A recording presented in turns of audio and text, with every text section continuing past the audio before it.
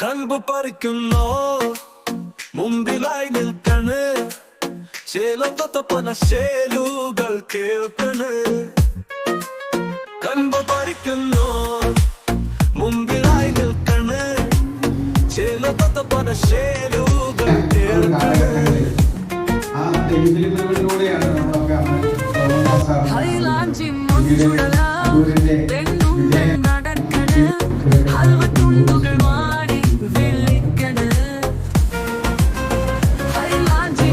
ഗാനരചയിതാക്കളുടെ കൂട്ടത്തിൽ ഏറ്റവും ഉന്നതമായ ശ്രേണി. അച്ഛന് ഏകദേശം 200ഓളം ഗാനങ്ങളാണ് എഴുതിയിട്ടുള്ളത്. അതിൽ ആദ്യത്തെ ഗാനം പകൽ മുഴുവൻ പണിയെടുത്ത് എന്ന് തോന്നുന്ന ചാരപ്പടി ചന്തിക്കും പോയിക്കൊണ്ട് നമുക്ക് ഓർമ്മ കടമ്പം പറഞ്ഞ് ഉന്നയിച്ചുകൊണ്ട് അങ്ങനെ നീളുന്ന ഏകദേശം 200ഓളം ഗാനങ്ങൾ അച്ഛൻ്റെയാണ്. അച്ഛൻ്റെ പാട്ടിന്റെ പ്രത്യേകത എന്ന് പറഞ്ഞാൽ അച്ഛൻ തന്നെയാണ് വരികൾ എഴുതുന്നത്, സംഗീതം ചെയ്യുന്നത് അച്ഛൻ തന്നെയാണ്. അപ്പോൾ എന്തൊക്കെ ഒരു ഭാഗ്യത്തിന് അത് ആ പാട്ടുകളൊക്കെ മിക്കവാറും ഹിറ്റായി. അപ്പോൾ മാഡം തന്നെ വിളിക്കുമ്പോൾ തന്നെ പറഞ്ഞിരുന്നു ഒരു പാട്ട് പാടണം. അപ്പോൾ അച്ഛൻ്റെ പാട്ടിനെ ഉൾപ്പെടുത്തി ഒരു 5 മിനിറ്റ് നേരം. ഓക്കെ.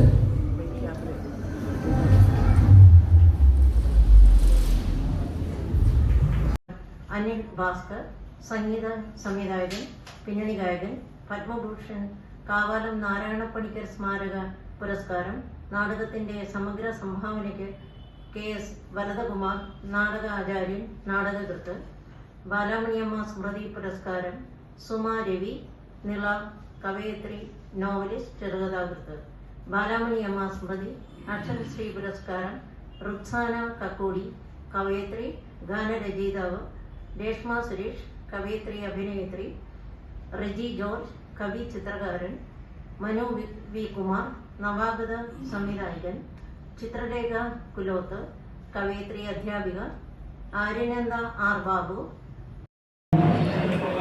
ഈ അവാർഡ് നിശ്ചയിൽ എന്നെ കൈപിടിച്ച് ഉയർത്തിയ കലാനിധിയിലെ ഒരു കൊച്ചു കലാകാരിയാണ് റക്സാന. 1000 നന്ദി റക്സാന.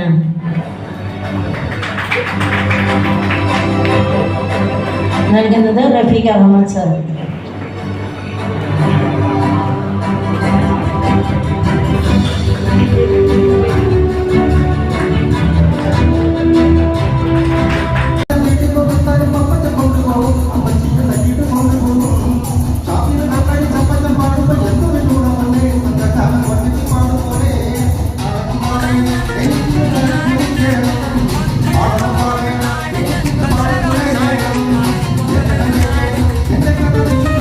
കൽബ് പറിക്കുന്നോ മുമ്പിലായി നിൽക്കണ് ചേലൊത്തപ്പന ശേലുകൾ കേൾക്കണ് കൽബ് പറിക്കുന്നോ മുമ്പിലായി നിൽക്കണ് ചേലൊത്തപ്പന ശേലുകൾ കേൾക്കണ്.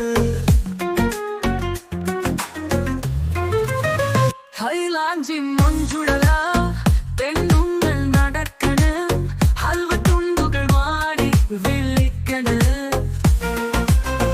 ഹൈലാഞ്ചി മഞ്ചുടല തെന്നുങ്ങൾ നടക്കണ് ഹൽവത്തുണ്ടുകൾ മാടി വിളിക്കണ്. കണ്ണ നാടിന് മഞ്ച